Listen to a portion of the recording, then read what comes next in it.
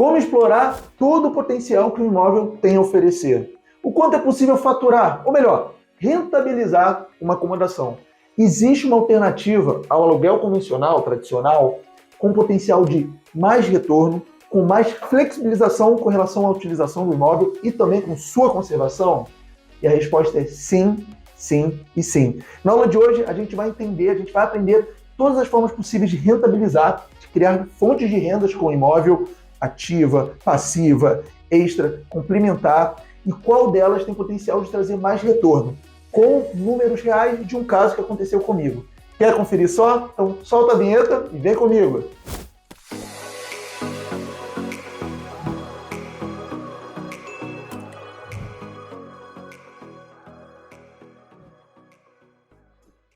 Seja bem-vinda, seja bem-vindo você ao canal Me Casa Sua Casa. Eu não sei se você é novo aqui, você é nova, se é uma das primeiras vezes que você está me vendo. Meu nome é Henrique, eu sou fundador do Me Casa Sua Casa, que administra acomodações. Nós recebemos hóspedes desde 2016 e também eu fundei a metodologia Me Casa Sua Casa, que permite que acomodações a faturar mais.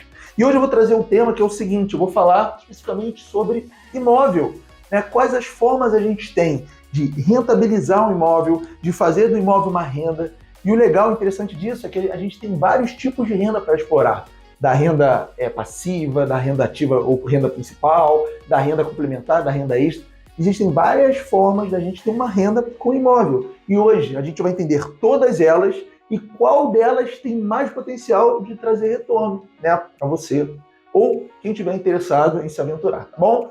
E aí, nós temos o quê? O quadro imóvel com mais renda, mais flexibilidade e mais conservado. Como é possível? E você já vai entender um pouco melhor, né, ao longo da aula o que eu quis dizer aqui.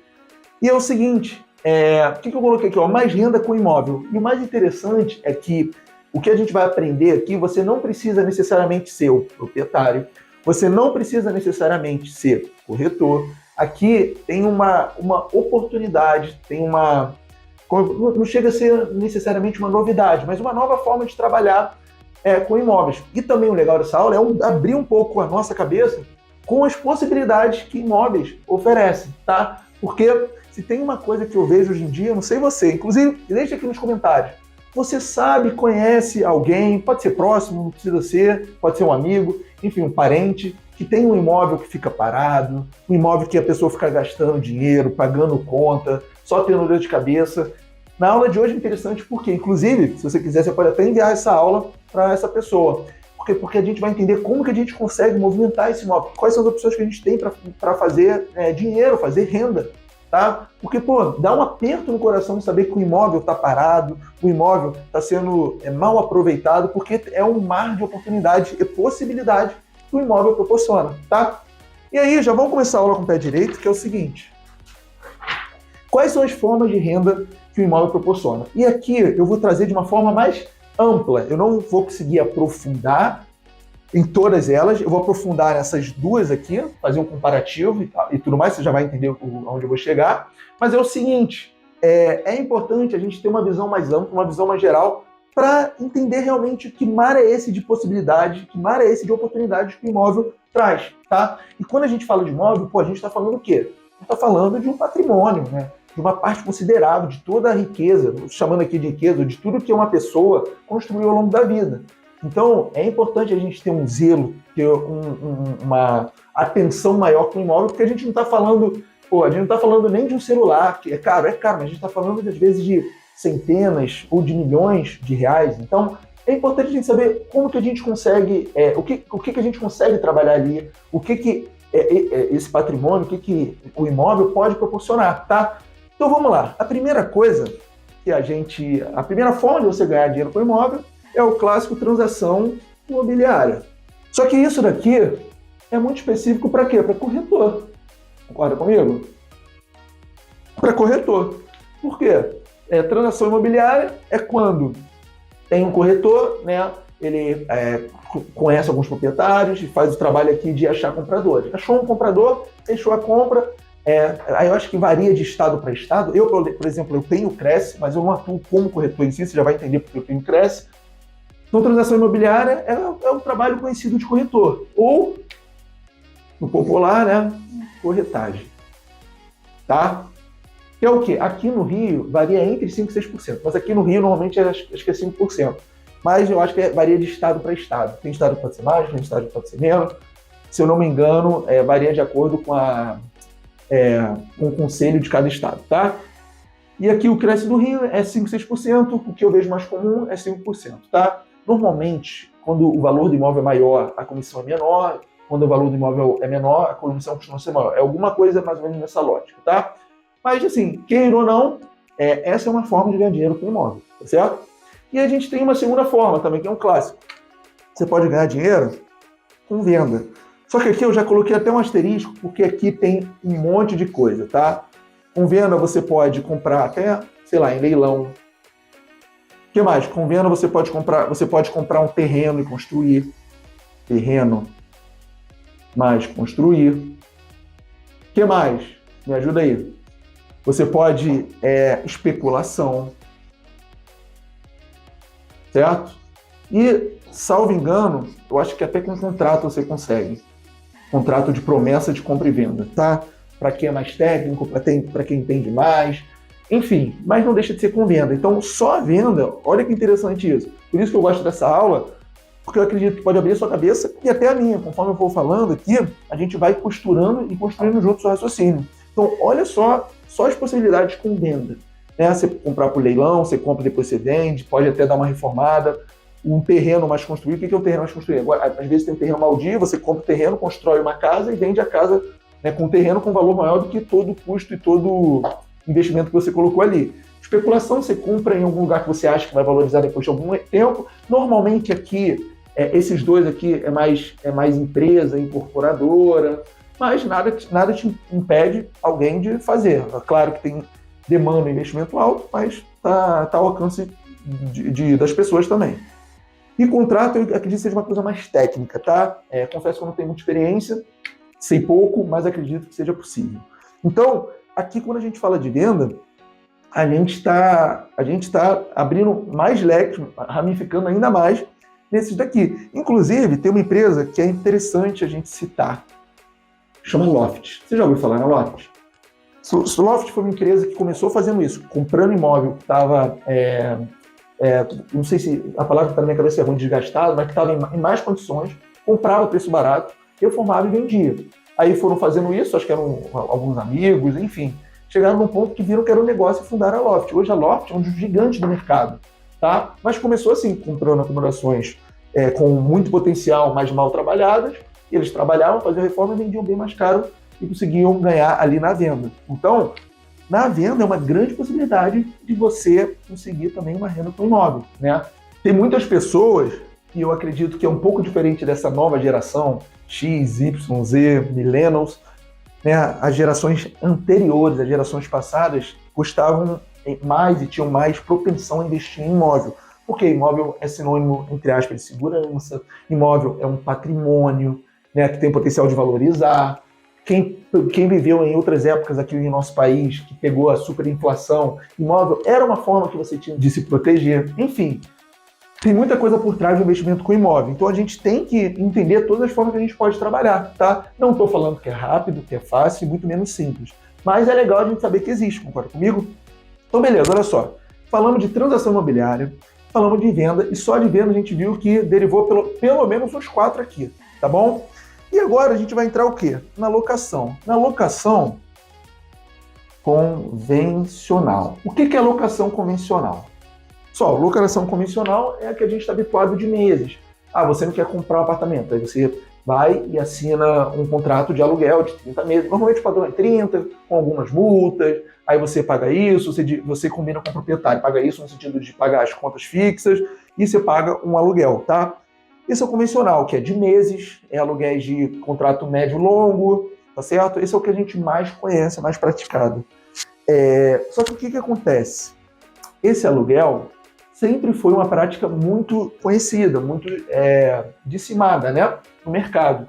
Só que, recentemente, principalmente lá em 2008, quando uma empresa chamada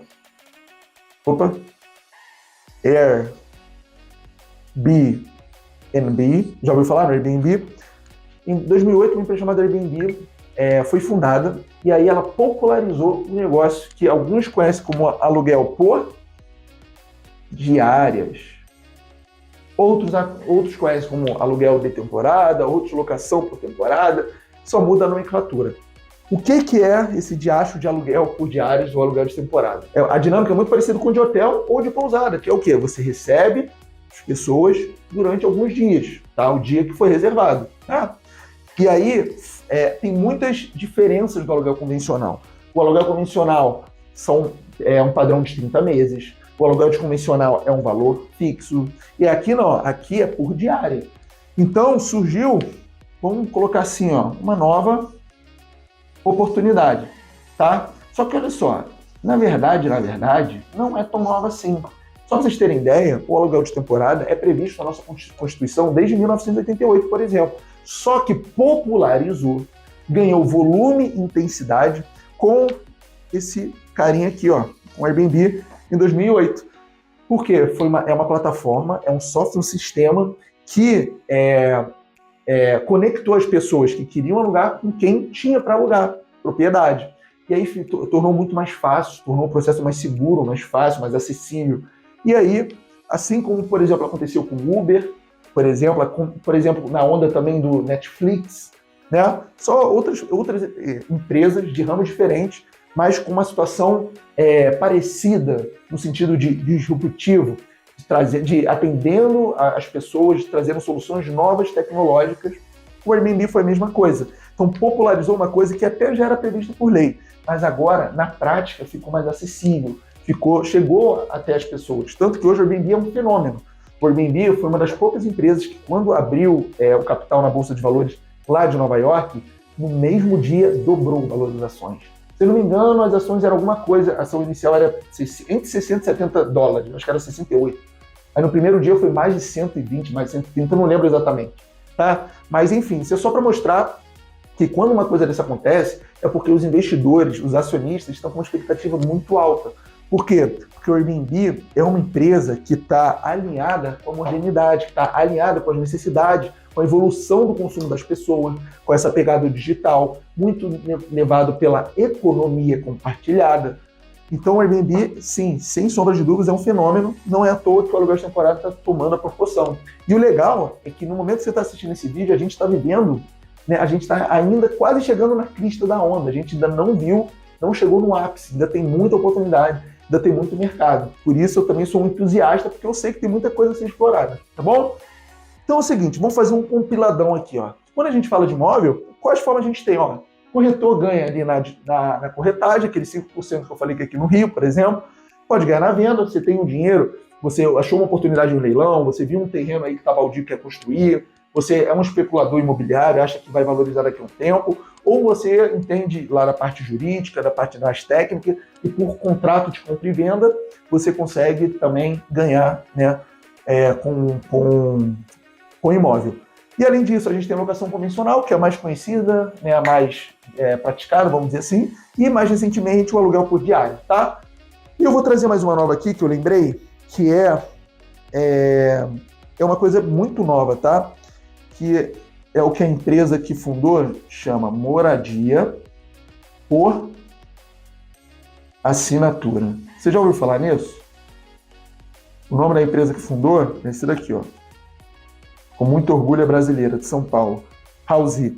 Moradia por Assinatura é o seguinte, a Housee, não sei se é Housee ou Housee, entendeu que as pessoas agora não querem mais comprar, as pessoas não, a nova geração não tem mais esse mesmo desejo, vontade de comprar um imóvel, sabe, de fincar as raízes em um lugar para a vida inteira, que essa nova geração quer mais flexibilidade.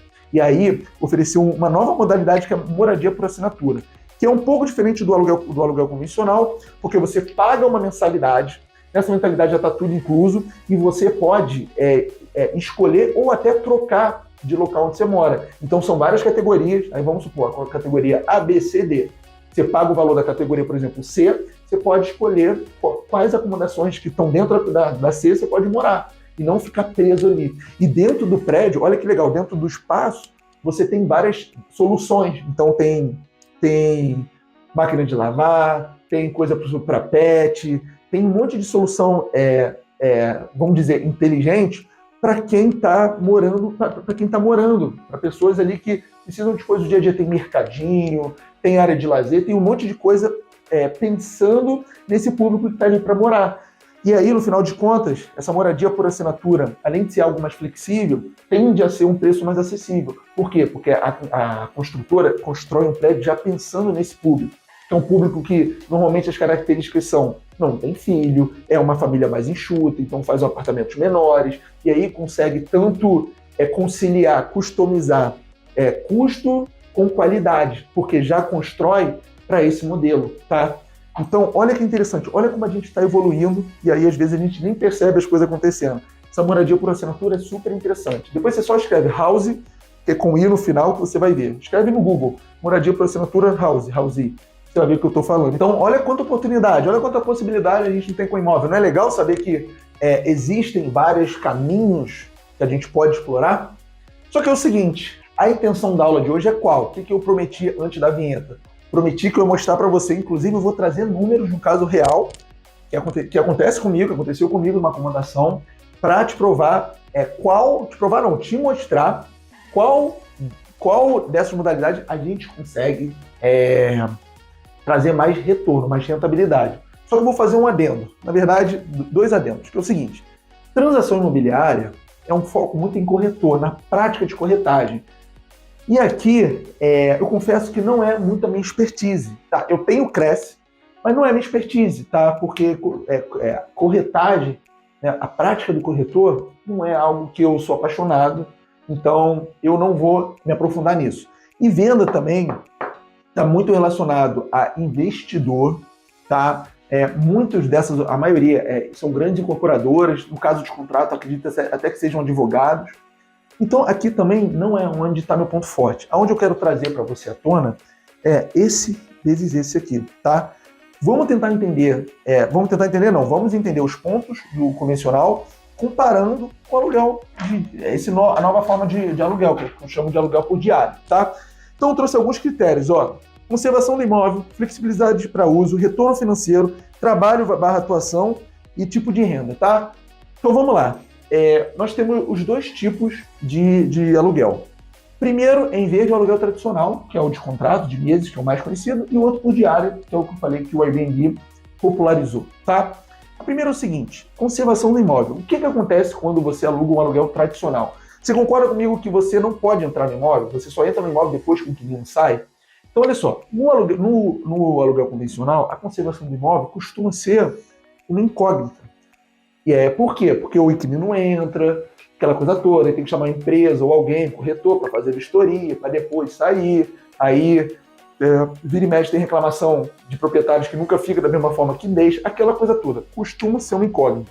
E por ser uma incógnita, não é a melhor experiência. Eu vou colocar um xizinho aqui, porque costuma ser um ponto de dor de cabeça, tá? Não é algo que dá para ignorar. Não, se você aluga o seu imóvel no tradicional, as chances são que você pode ter uma dor de cabeça quando você receber ele de volta. Então vamos lá. No caso de aluguel por diários, o que acontece? Como você está recebendo pessoas, os locatários, grupos, um atrás do outro, por exemplo, você precisa estar sempre atento, né? Quem trabalha para valer, para ter resultados muito acima da média, o que tem que fazer? Tem que deixar o imóvel sempre em um excelente estado de conservação. Para quê? Para os próximos grupos, os próximos locatários, aqui terem uma boa experiência. Por quê? Porque o que vale muito nesse jogo aqui, do aluguel por temporada, é avaliações boas, os anúncios fortes, porque a avaliação traz muita força, traz muita atratividade para o anúncio. Então, aqui você tem que... um bom administrador, um bom anfitrião, que é o nome da palavra, né, costuma manter um padrão de conservação muito alto. Porque se você deixa o imóvel, né, a conservação para trás, a parede descascando, os eletrodomésticos não funcionando. O que acontece? Os locatários, na hora de te avaliar, vão te avaliar mal. Isso volta contra você. Então, via de regra, no aluguel por diária, você tem uma conservação do imóvel maior. Tá? Por quê? Porque isso faz parte, né, do jogo do aluguel por temporada. Você precisa oferecer boas experiências, você precisa oferecer um lugar aconchegante, você precisa oferecer um imóvel bem conservado, um bom estado. E aí, quem estiver administrando, seja você, seja um anfitrião, tem que ficar de olho nisso, tá? Então, via de regra, no aluguel convencional, é duvidoso, com potencial de dar dor de cabeça, no aluguel por diária não tem como você ignorar isso, porque senão isso volta contra você, tá? Flexibilidade de uso. No tradicional você não pode usar. Você tem que deixar a pessoa usando e aí você só pode usar quando ela devolver. Em contrapartida, você para de receber por isso. No aluguel por diária, é só você bloquear, tá? É só você bloquear, se alguém estiver administrando, ou você mesmo, você bloqueia o calendário e usa quando você quiser. Claro, se não tiver uma reserva. Se tiver uma reserva, aí você realmente não pode usar, e senão você vai ter que arcar com uma série de consequências que não são as melhores, tá? Vão te dar muita dor de cabeça. Retorno financeiro. Vamos lá. Aqui eu não vou botar X e ok, não. Aqui eu vou colocar, olha só. No aluguel tradicional, o retorno é estável. Por quê? Porque você fixa com o inquilino um valor que ele vai pagar todos os meses para você. Então é estável. No aluguel por diárias, claro, é variável. Por quê? Tem mês que você vai ganhar mais, tem mês que você não vai ganhar menos, certo? Então é o seguinte, provavelmente na alta temporada, no verão, você deve ganhar mais, provavelmente, tá? Agora, nos meses de baixa, você não vai ganhar como você ganharia nos meses de alta temporada. Então, isso é uma característica. Então, vamos lá. Trabalho / atuação. No aluguel tradicional, você não vai ter muito trabalho, tá? Porque aqui, normalmente, você contrata um corretor, o cara resolve, aí depois que assina o contrato com o inquilino, você só cumpriu o prazo ali do inquilino, né? Agora, de trabalho, você não vai ter mesmo muito. Agora, no por diário, você vai ter. E nesse caso aqui, o ok é que vai ter trabalho, tá? Tem trabalho. Por quê? Aqui, você tem que receber os locatários, tem que falar para alguém fazer faxina, né? A manutenção, você que tem que resolver. Só que aqui é o seguinte, se você for proprietário do imóvel, ou a proprietária, você tem a possibilidade de delegar para alguém, tá? Para um administrador, para um anfitrião. Eu, por exemplo, sou fundador do Minha Casa Sua Casa, eu administro tanto acomodações próprias quanto acomodações de terceiro. Então, os terceiros que deixam para eu administrar a acomodação, eles não têm trabalho. Quem faz todo o trabalho sou eu, tá certo? Mas aqui você vai ter trabalho. Aqui você não vai ter, tá? Talvez aqui nesse ponto pode ser uma vantagem. E aqui, em certo caso, você precisa se preocupar. Ou se você não quer se preocupar, você vai ter que dar para alguém se preocupar por você. E claro, esse alguém vai cobrar uma comissão. Nada mais justo. Só que isso tudo literalmente tem um preço, tá? E você já vai entender por quê. Porque a possibilidade de ganho acaba sendo maior exatamente pelo trabalho que você tem, tá? Mas isso a gente já vai ver na última folha aqui. Por fim, vamos entender as rendas. Olha só, no aluguel tradicional, por você não ter trabalho, o tipo de renda acaba sendo passiva. Por quê? Porque você não tem trabalho. Então você deixa na mão de corretor, o corretor arranja um locatário. Hoje em dia você pode anunciar em plataformas como o Quinto Andar. O Quinto Andar faz um trabalho de corretor, tem parceria com o corretor, enfim. E aí você fica recebendo todos os meses sem ter trabalho. Isso é a definição de renda passiva. Aqui no por diária pode ser todos os tipos de renda. Como assim todos? São 4. Quais são os 4? A renda passiva, é o que a gente acabou de ver. Aqui só se você for proprietário e deixar na mão do administrador, mas existe a possibilidade. O que mais? A renda extra, se você estiver trabalhando com alguma coisa, isso daqui for a sua segunda ocupação. Renda complementar, que é parecido com a renda extra, mas a renda complementar você também depende dos frutos disso daqui. A renda extra é uma renda a mais, você não depende daquilo para sobreviver, questão de definição. E a renda ativa. Renda ativa é o meu caso, do Minha Casa Sua Casa. Hoje, minha principal e única fonte de renda é administrando acomodações, tá? No caso, imóvel de temporada. Então, aqui, ó, no tradicional, quando você aluga no convencional, é passivo. Você vai pegando um dinheirinho ali. Aqui você pode escolher. Se você for proprietário, você pode pegar para administrar, você pode pegar, dar na mão de alguém, tá? E aqui tem uma coisa que eu esqueci de botar, lembrei ao longo da aula aqui. É sobre o risco de calote. Aqui, ó, lembrei aqui durante a aula. No tradicional existe, a pessoa pode não te pagar. E aí acontece vários casos, que se não pagar durante 3 meses, você abre um processo, aí tem aquela coisa toda de tirar a pessoa do imóvel. Não é tão comum acontecer, mas pode sim ocorrer. Então, aqui, ó, existe o risco do calote. A pessoa atrasa aluguel, aquela coisa toda. Sem contar quando o inquilino aqui, às vezes, não paga uma conta, e aí você fica inadimplente no condomínio. Então, essas coisas acontecem. Tá? Você pode falar, é muito difícil. Minha amiga, meu amigo, vai por mim, acontece. Não é difícil você achar um caso de alguém próximo de você que já passou por isso que eu estou falando.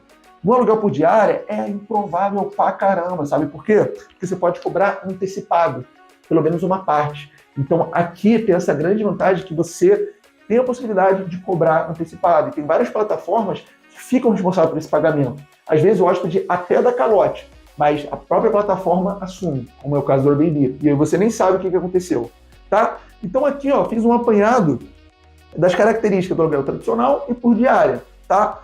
E aí você pode me falar, pô, Henrique, do jeito que você está falando, o aluguel por diária é muito melhor.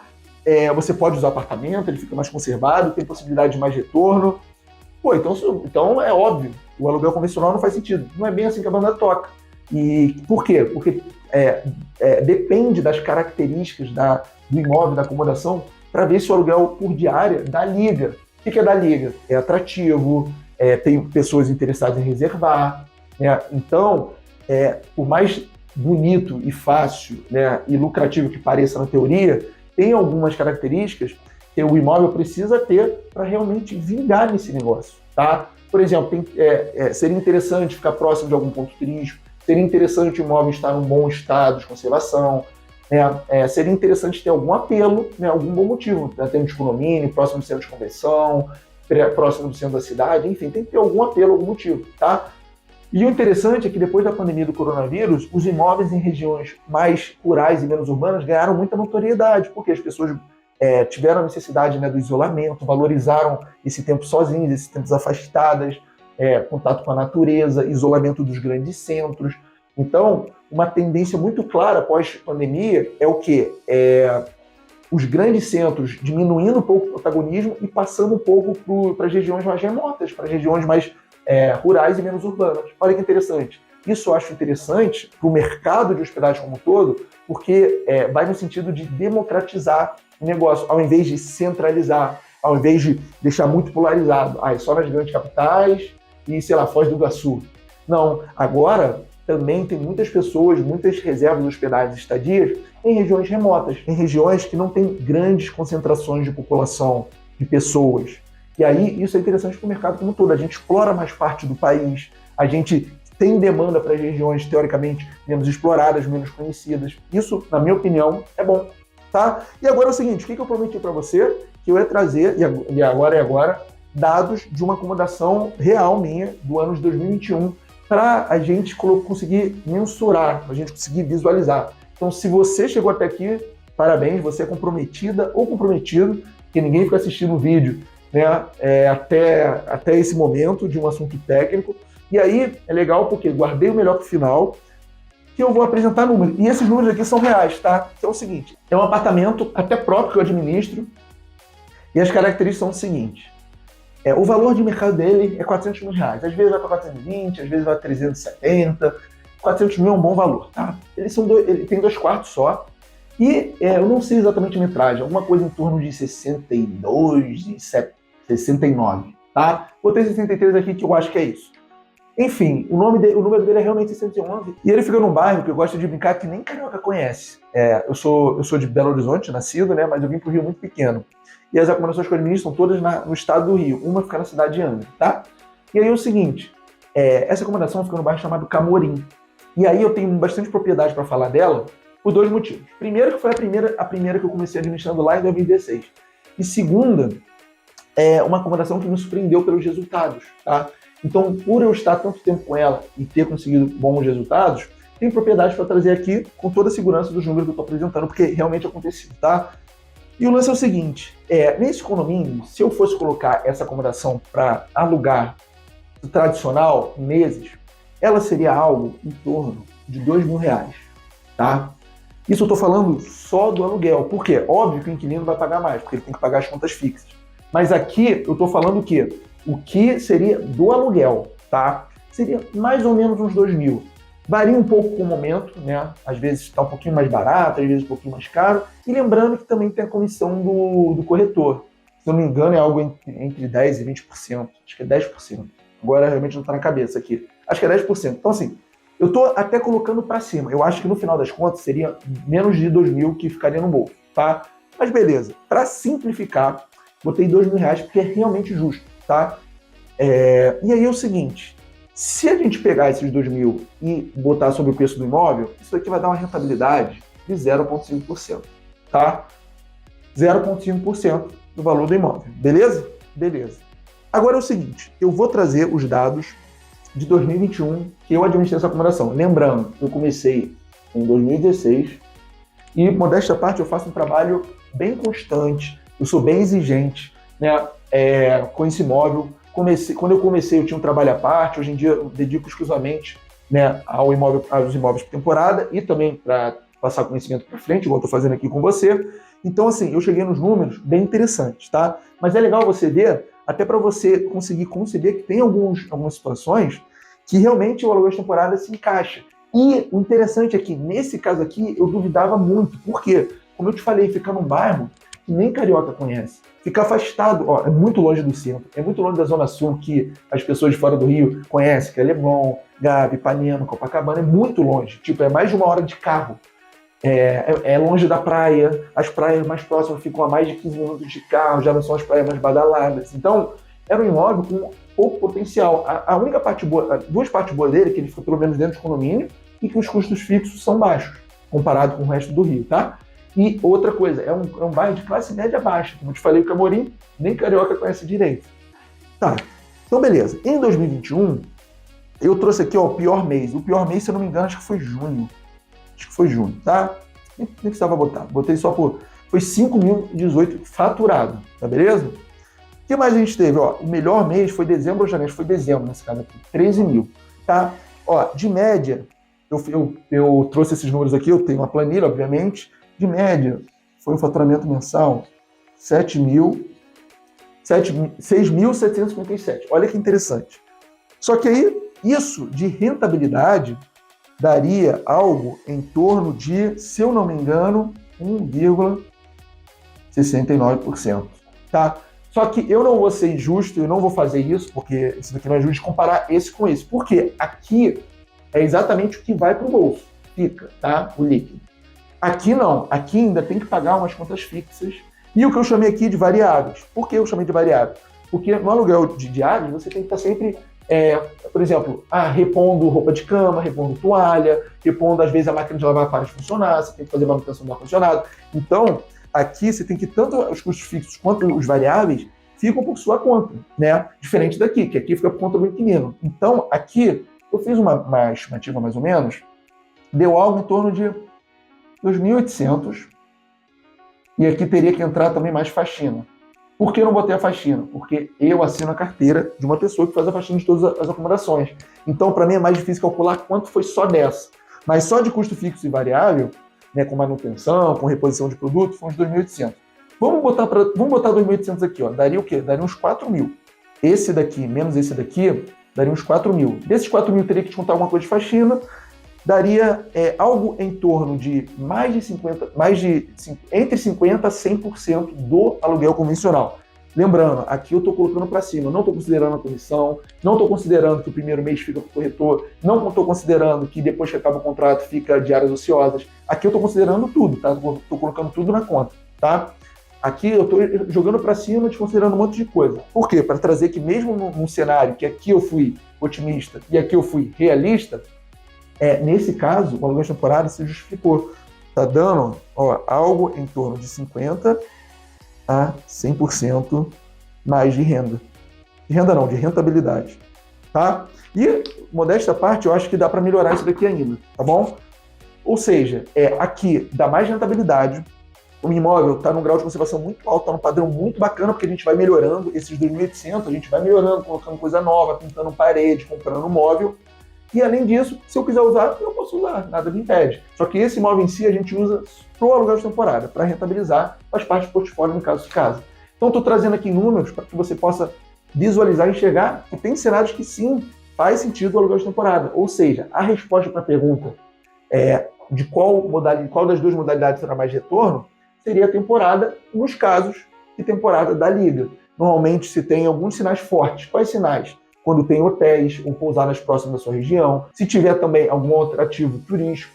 Só que olha só, o interessante desse caso é que eu jurava que não ia dar liga e, para minha surpresa, funcionou, deu certo, tá? Por isso que eu sou tão entusiasta nesse ramo, porque até um imóvel, uma acomodação que eu não apostava, mas eu dava o meu melhor, eu não apostaria que ia dar certo, mas eu fazia o máximo ao meu alcance, deu certo, funcionou. Olha os resultados, estão aqui os números, tá?